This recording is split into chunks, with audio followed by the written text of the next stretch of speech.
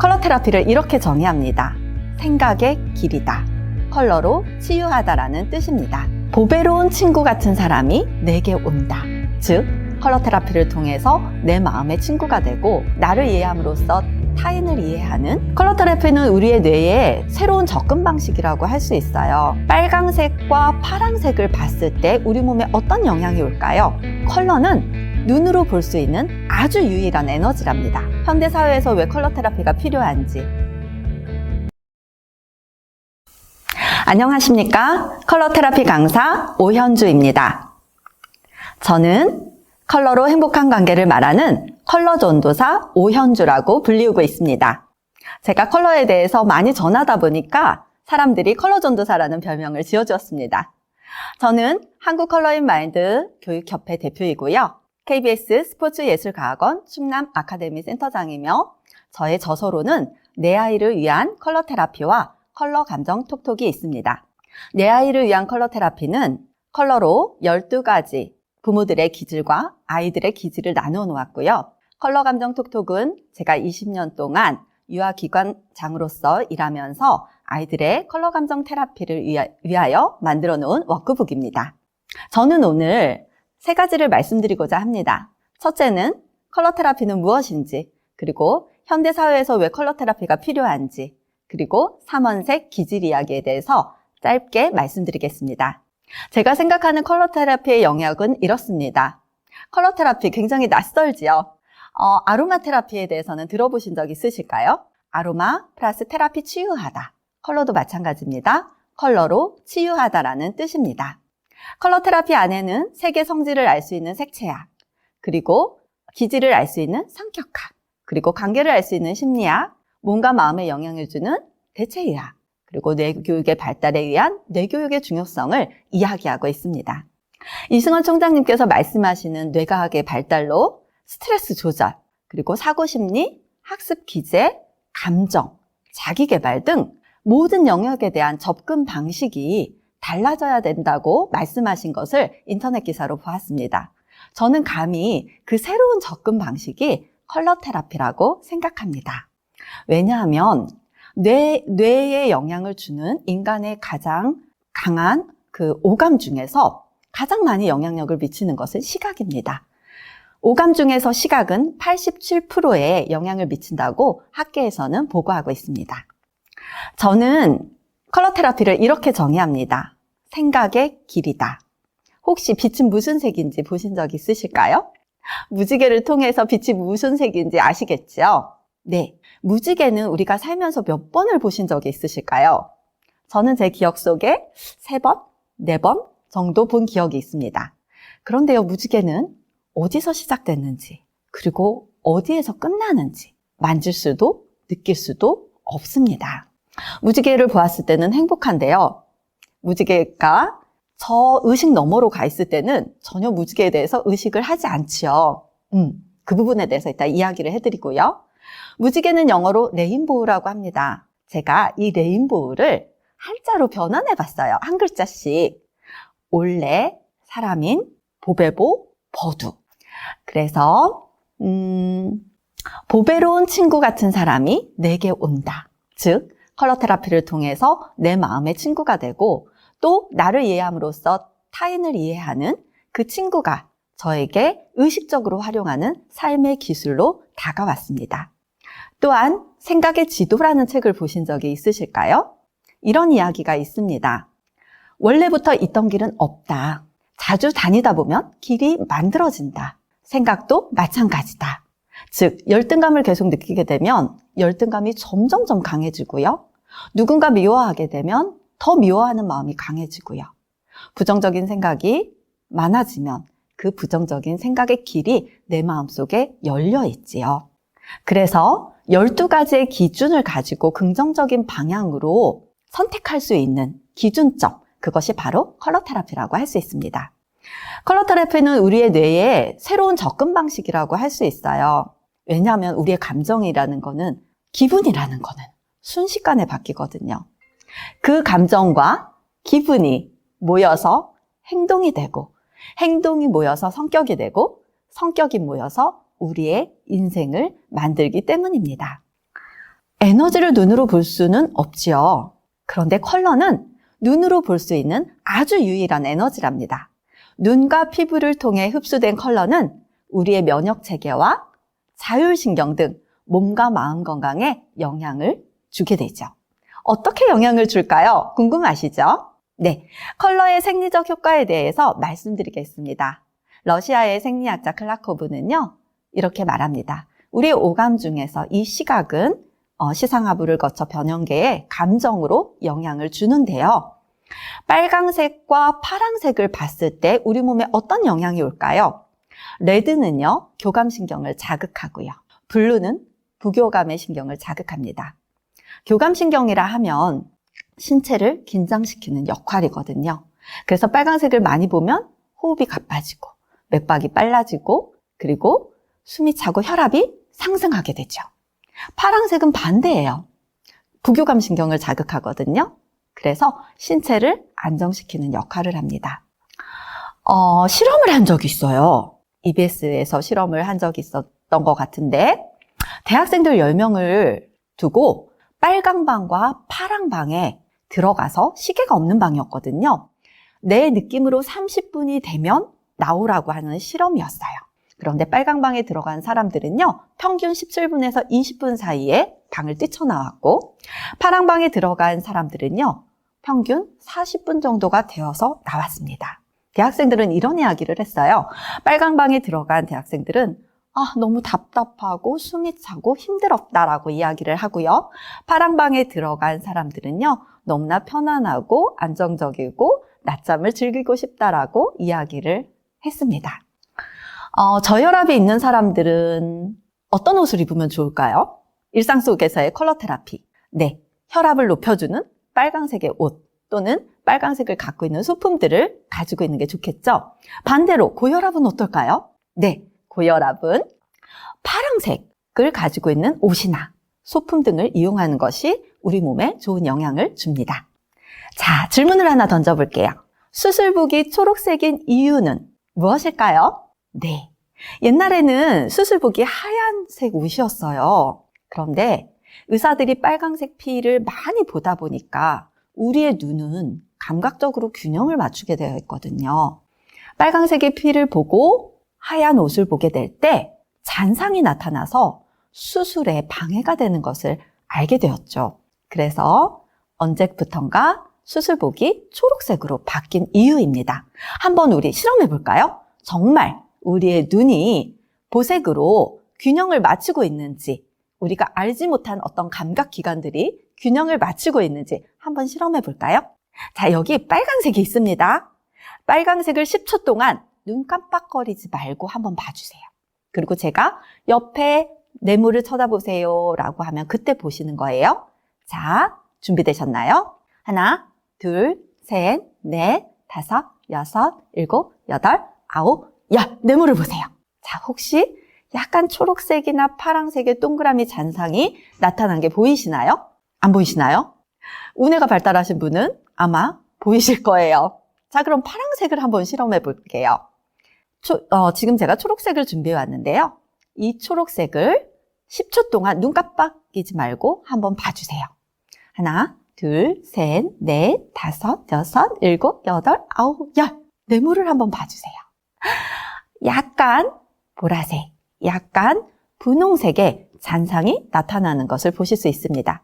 이렇게 우리 몸이나 마음은 균형을 맞춰야 되는데요. 몸은 감각기관으로서 스스로가 균형을 맞춰가고 있다는 것을 알 수 있습니다. 그런데 마음은요. 몸이 균형을 깨지면 우리 몸은 아파요. 맞지요? 마음이 깨지면은요. 마음도 균형을 잡지 못하면 너무나 힘이 듭니다. 그래서 많은 사람들이 마음의 병을 앓고 있지요. 우리 마음의 균형을 잡으려면 어떻게 하는지 또 컬러 테라피를 이용한 방법을 말씀드리겠습니다. 자, 행복의 조건에 대해서 우리 한번 잠깐 생각해 볼까 봐요. 여러분은 무엇이 있을 때 행복하다라고 생각하십니까?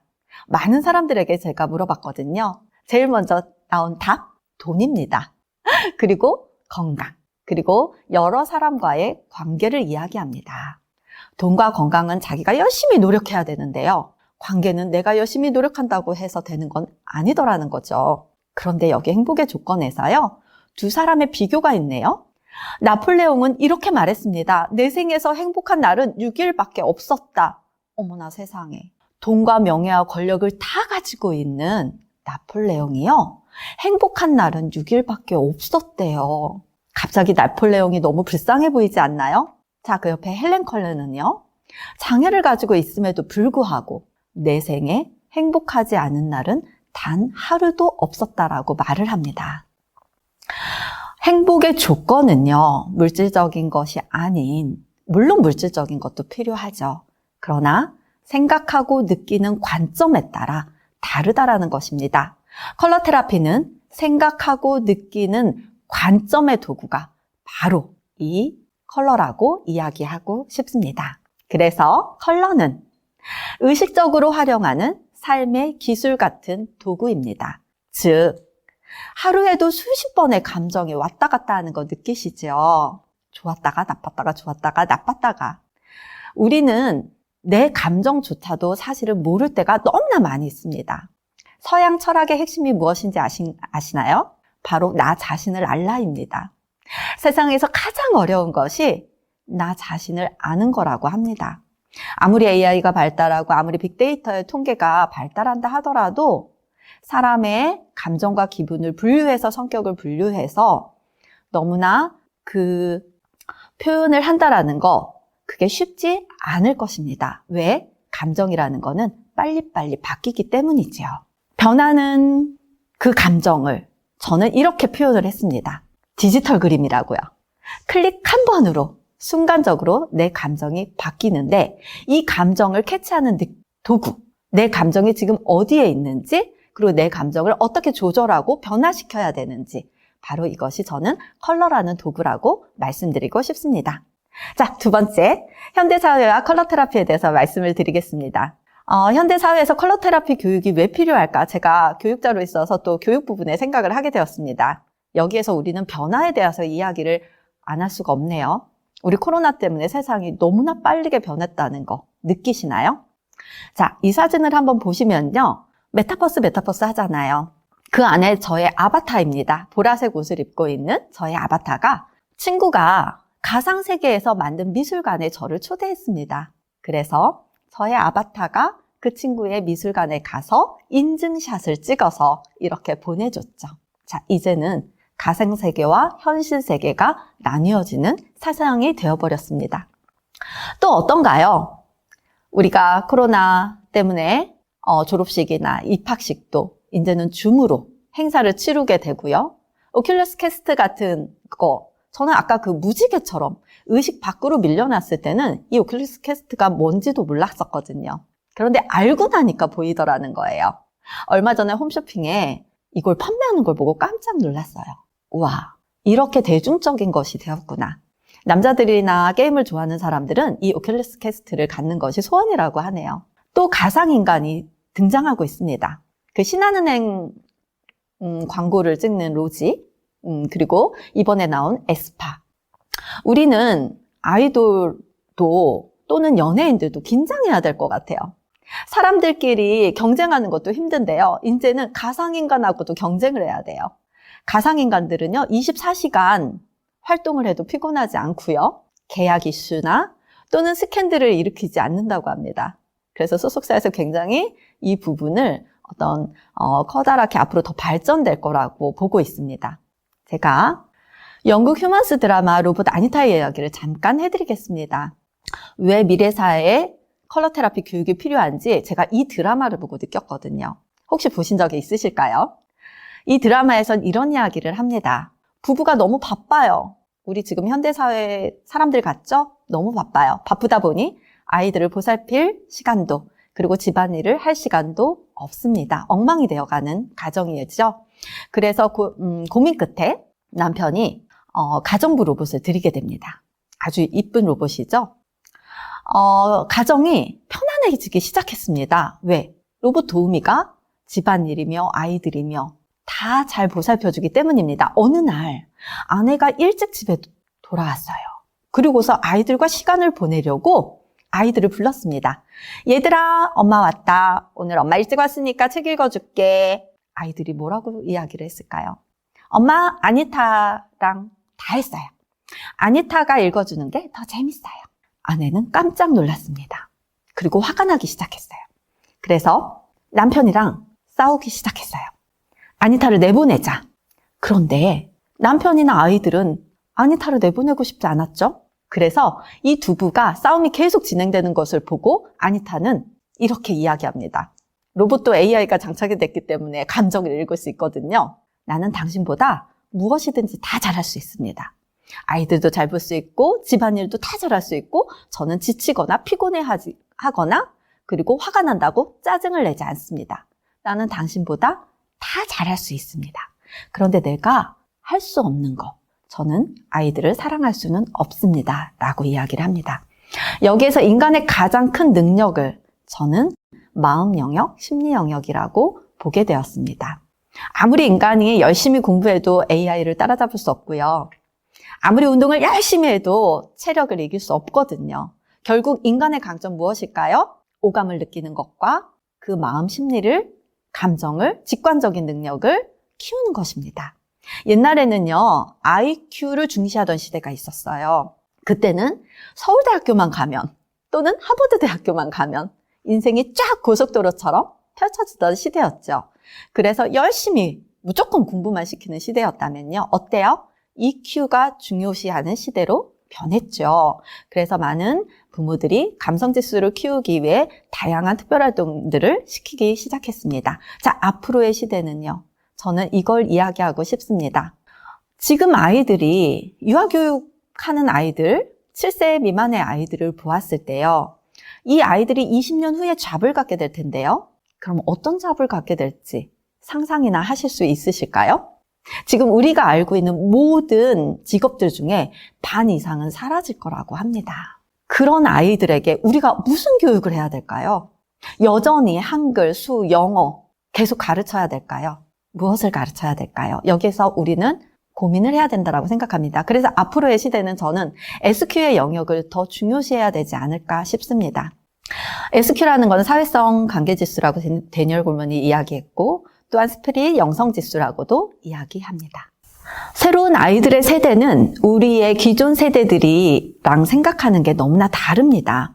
우리 기존 세대들은요, 이야기를 하고 지시하고 그리고 외우고 수동적인 자세를 취했다면은요, 우리의 신세대들, 지금 MZ세대들을 기업들이 잡으려고 굉장히 노력하잖아요.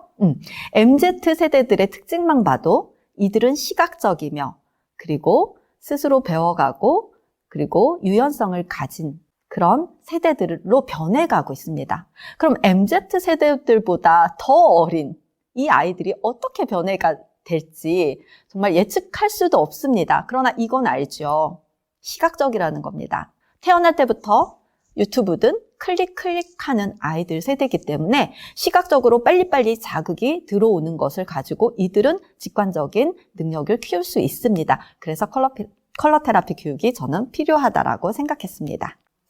자, 오늘 3원색의 기질에 대해서 이야기를 말씀드리겠습니다. 12가지의 기질을 말씀드리기에는 시간이 너무 짧고요. 3원색을 간단하게 말씀드리겠습니다. 레드를 보면 무슨 생각들을 하실까요? 무엇이 떠오르실까요? 우선 간단하게 모든 빛에는 빛과 그림자로 나뉘어집니다. 이 빛과 그림자는 하나라는 거 아시지요? 즉 낮과 밤, 남자와 여자, 음과 양 모든 것은 하나로 움직입니다. 즉 성격에도요, 기질에도요 장점이 있고 단점이 있는데 그 장점과 단점은 보는 관점에 따라, 보는 사람에 따라 달라지기 때문에 하나로 보고 있습니다. 자, 레드 기질에 우리 비친 장점을 한번 살펴볼까요? 네, 키워드를 잠깐 살펴보시면 열정, 목표의식, 현실적, 힘, 용기, 리더십이라는 키워드를 나타내고요. 단점은 독재, 무기력, 공격적, 승부욕, 화, 다혈질의 기질을 가지고 있는 사람을 레드 에너지가 많다라고 보고 있습니다. 자, 그럼 저는 교육적인 측면에서 잠깐 말씀드릴게요. 레드 에너지를 많이 갖고 있는 아이들은 어떨까요? 자기 주장이 강하고요. 행동력이 빠르고요. 공격적이고요. 골목대장 같은 아이들이겠죠? 그리고 직선적이고요. 굉장히 실행력이 있습니다. 그래서 하고 싶은 건 해야 돼요. 고집을 피우고 울고 화를 내고 하는 아이들에게는 이 레드 에너지의 빛과 그림자, 장점과 단점이 다 가지고 있는 거겠죠? 그렇다면 레드 에너지를 가지고 있는 부모들은 어떨까요? 저는 제 책에서 이런 이야기를 했습니다. 좋은 부모는요, 먼저 자기 자신을 알고 아이의 기질을 아는 부모가 좋은 부모라는 이야기를 했습니다. 왜냐하면은요, 레드 에너지의 장점을 가진 부모들은요, 굉장히 강하고 든든합니다. 힘이 있는 부모들이거든요.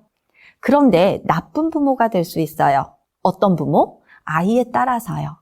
아이가 느릿한 기질을 가지고 있는 아이라면 이 강하고 성격 급하고 빠른 부모가 좀 부담스럽게 느껴질 수 있습니다. 즉, 레드 에너지의 단점을 사용할 수 있죠. 어떻게요?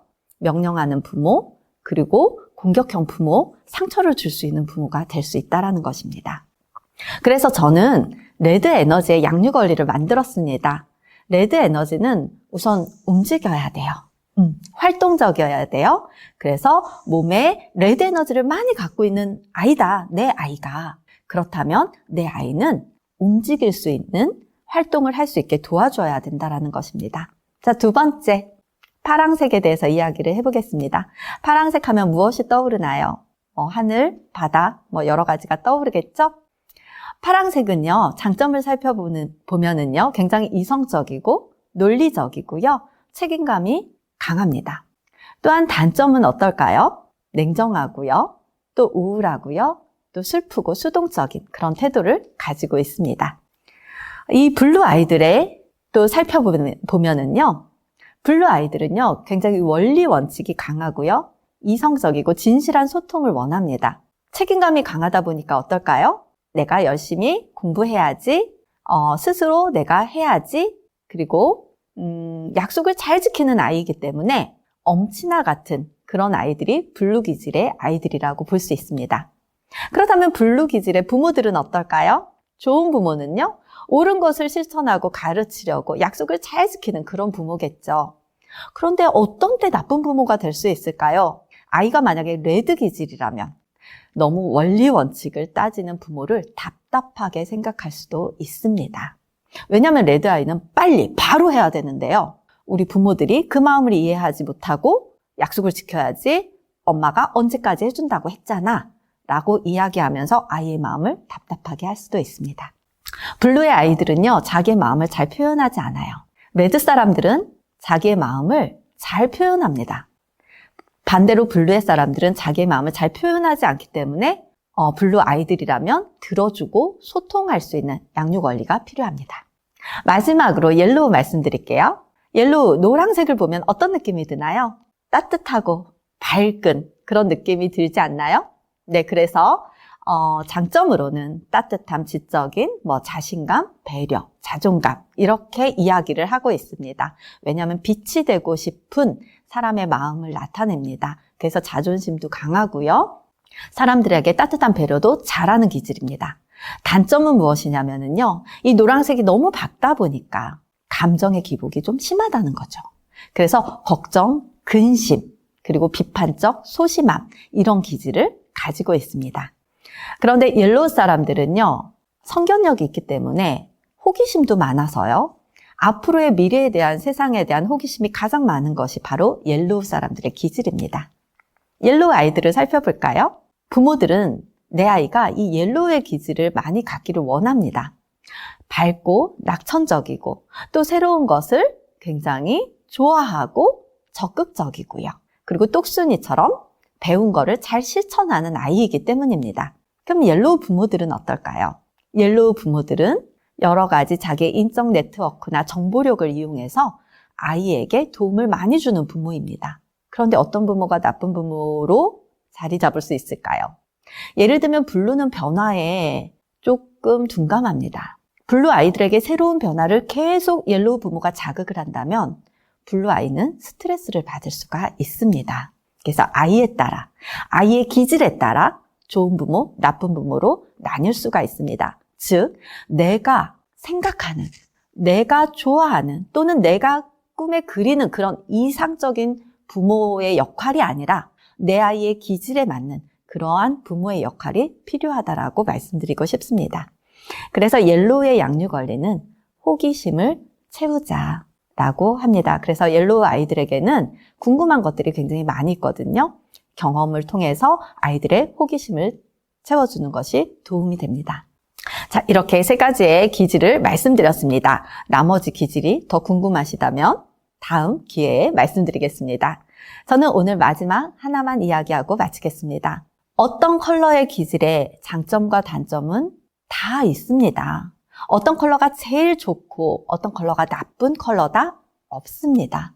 모든 컬러는 그 자기만의 빛의 잠재력을 가지고 있습니다. 이 장면을 보신 여러분들은 세상에 어떠한 컬러보다도 아름답다는 걸, 내 안에 가진 빛이, 그리고 가장 긍정적이고 아름답다라는 생각의 길을 열어가시는 여러분들이 되시기를 부탁드리겠습니다. 감사합니다.